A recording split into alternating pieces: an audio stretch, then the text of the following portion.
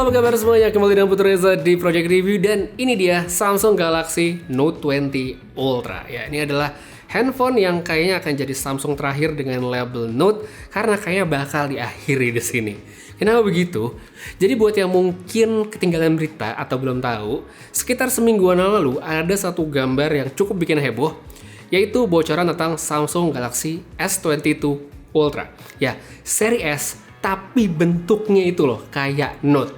Desainnya kotak sampai ada S Pen-nya. Jadi bener-bener kayak seri Note yang udah absen sekitar setahun terakhir. Kalau isinya bener, ini kemungkinan adalah tanda bahwa Samsung benar-benar akan mengakhiri yang namanya seri Note dan mengalihkannya ke seri S dengan label Ultra. Jadi kalau yang bisa pakai S Pen itu bakal ada di S yang versi Ultra. Sedangkan untuk S series lainnya kayak S yang biasa atau yang Plus itu akan jadi handphone konvensional biasa. Ini tuh sebenarnya kalau dilihat-lihat mirip apa yang dilakukan Samsung ke handphone ini. Samsung Galaxy S21 Ultra, di mana dia menjadi satu-satunya S series yang bisa menggunakan S Pen, sedangkan untuk S21 biasa, S21 Plus itu nggak ada yang bisa. Meskipun ya ini S Pen-nya dibuat opsional, terpisah di samping ya. Beda dengan Note yang selama ini kita tahu kan bisa masuk ke dalam handphonenya.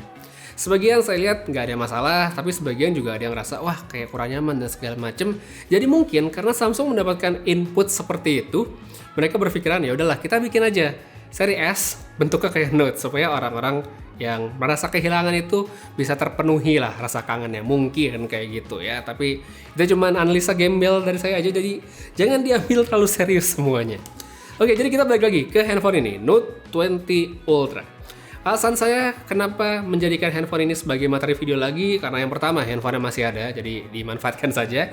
Sedangkan yang kedua karena belum lama ini, buat yang mungkin belum tahu juga, Samsung Indonesia tuh ngerilis yang namanya Note 20 Ultra 5G ya. Saya nggak punya yang 5G, ini masih versi 4G.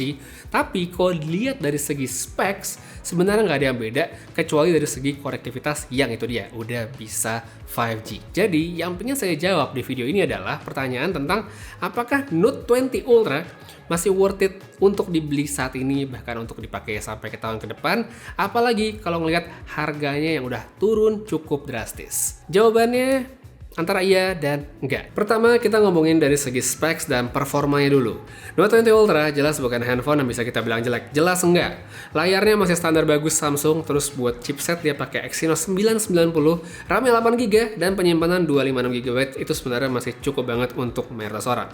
Tapi di harga yang sama atau bahkan lebih murah, kalau yang dicari adalah specs kenceng-kencengan buat Antutu, buat Genshin Impact rata kanan, ya jelas ini bukan barangnya. Meskipun ya pas saya coba untuk pemakaian sehari-hari, sebenarnya ini masih oke banget. Saya coba sekarang tuh masih enak, main Pokemon Unite masih tetap lancar. Bahkan untuk kayak PUBG New State yang baru rilis itu, setelan grafis tinggi masih bisa dijalanin. Meskipun kalau kita lihat di load CPU-nya di pojok kayak ngos-ngosan, tapi yang penting masih bisa. Cuma nggak bisa denial juga kalau dari yang saya tahu cukup banyak user yang ngerasa kurang puas dengan chipset Exynos tersebut.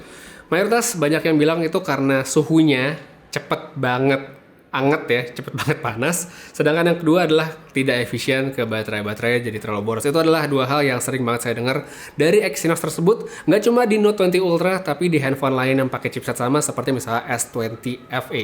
Jadi kalau misalnya sekalian nonton punya experience atau testimoni tentang pengalaman pakai Exynos tersebut, boleh tulis juga pada kolom komentar di bawah. Terus untuk baterainya di bagian ini dibilang awet ya enggak, dibilang boros banget juga enggak. Kalau buat saya, screen on time segini hitungannya udah cukup banget karena ada kontribusi main game. Kalau nggak gaming ya tentu bisa lebih awet lagi dari yang ini. Nah, di luar dari segi performa handphonenya, satu poin yang buat saya masa belum tergantikan dari seri Note, seperti misalnya di Note 20 Ultra ini adalah experience dari S Pen-nya. Emang S21 Ultra bahkan Z Fold 3 ini semua tuh udah bisa pakai S Pen juga. Cuma karena dibuat Samsung kayak perangkat yang opsional, buat saya rasa itu jadi kayak beda. Yang gampang deh dari segi penempatan, seri Note dari dulu ya S Pen-nya selalu masuk ke handphone. Nggak dijual terpisah, nggak bikin handphone jadi lebar karena nempel di case. Tapi ya emang kurangnya bikin Samsung nggak bisa pasang baterai yang gede-gede amat. Terus kalau kita ngomongin soal fitur, kayak misalnya di Note 20 Ultra, udah ada Bluetooth-nya di S Pen. Bisa jadi remote shutter buat kamera, bahkan bisa ngebaca gestur ketika kita pengen ganti-ganti angle saat ngambil video sendiri atau ngambil foto sendiri. Nah, semua itulah yang menurut saya belum tergantikan di S Pen versi Note. Jadi, kalau buat user yang masih nyari experience S Pen terbaik, untuk sementara kalau menurut saya Note 20 Ultra ini masih megang banget. Terus kalau kita lanjut lagi ke bagian kamera, Note 20 Ultra udah ngebawa resolusi tinggi ala flagshipnya Samsung. Konfigurasi triple kamera dengan 108 megapiksel sebagai jagoan ditambah dengan lensa ultrawide sama telefoto. Mode kamera nggak kalah lengkap sama yang lebih baru ya, bisa dilihat di sini baik untuk foto maupun videonya. Jadi, meskipun umurnya udah setahun, ternyata secara teknologi ini nggak ketinggalan banyak. Dan untuk hasilnya, bisa langsung dilihat dan nggak mengejutkan sebenarnya sih. Kalau ini tuh masih bagus sekali untuk mayoritas pemakaian. Cukup banget lah, apalagi buat handphone yang udah turun lumayan jauh harganya. Terang oke, gelap pun juga sebenarnya nggak ngecewain.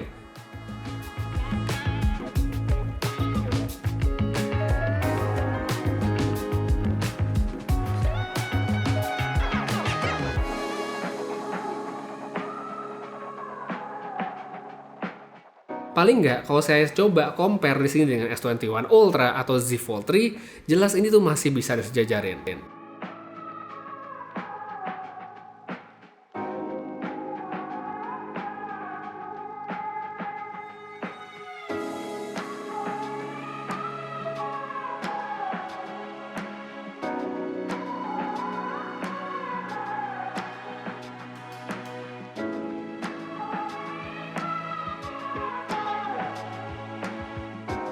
Sisanya, kalau sekarang kita ngomongin soal desain, menurut saya Note 20 Ultra adalah salah satu yang punya desain terbaik dari Samsung, dan kalau ngeliat dari bocorannya S22 Ultra, dari selera saya sih ini belum sejajar sama yang lama.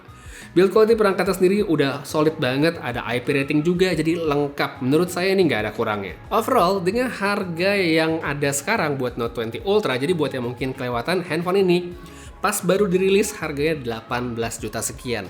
Sekarang kalau kita lihat yang baru yang masih segel itu harganya sekitar 13-14 juta yang baru untuk varian yang 8256. Sedangkan kalau untuk yang second itu udah banyak banget yang jual di angka 10 jutaan. Menurut saya 10 juta untuk Note secakep ini itu sebenarnya menarik banget. Cuma karena kalau dilihat dari segi specs ini tuh bukan specs yang populer untuk sebagian orang. Jadi ya ini handphonenya menyasar market yang menurut saya sangat spesifik. Spesifiknya kayak gimana? Kalau menurut saya handphone ini tuh cocoknya buat mereka satu yang baru akan upgrade ke Samsung Premium, selama ini menunda-nunda baru sekarang kesampaian, nah ini mungkin cocok. Terus yang kedua adalah buat mereka yang pengen upgrade tapi nggak mau keluar uang terlalu banyak.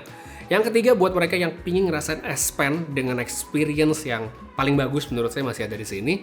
Serta yang terakhir adalah buat mereka yang mungkin tidak ngerasa cocok dengan apa yang Samsung lakukan dengan S Pen di S21 Ultra atau Z Fold 3 yang harganya lebih mahal. Itu dia menurut saya adalah hal-hal yang bisa menjadi justifikasi bagi mereka yang ingin menggunakan Note 20 Ultra saat ini ya. Walaupun kalau misalnya disabar-sabarin ya nggak lama lagi sih ada S22 Ultra yang kalau emang sesuai ya bakal kayak Note juga sih, tapi kita nggak tahu, itu kan namanya juga masih leaks, bisa aja nggak kayak gitu nantinya. Jadi ya kalau dirasa cocok langsung dibeli aja karena menurut saya harganya masih menarik banget. Tapi buat yang mungkin punya preferensi lain, apalagi nyarinya handphone yang punya chipset kencang, apalagi buat gaming, ya jelas handphone ini bukan perangkat yang menurut saya cocok dan bisa diabaikan. Jadi sekali lagi semuanya kembali lagi pada preferensi dan kebutuhan masing-masing. Untuk sekarang kayaknya segitu aja ya. Itu dia sedikit omong-omong singkat saya tentang Galaxy Note 20 Ultra, sedikit ada gosip S22 Ultra. Semoga mencerahkan bagi yang mungkin masih bingung pengen beli atau enggak, dan buat yang pengen lihat lebih detail handphonenya yang versi 5G atau mungkin mau beli yang 4G, linknya semua udah taruh pada kolom deskripsi di bawah. Terus pamit, sampai ketemu lagi di video berikutnya. Jaga kesehatan selalu dan seperti biasa, have a nice day.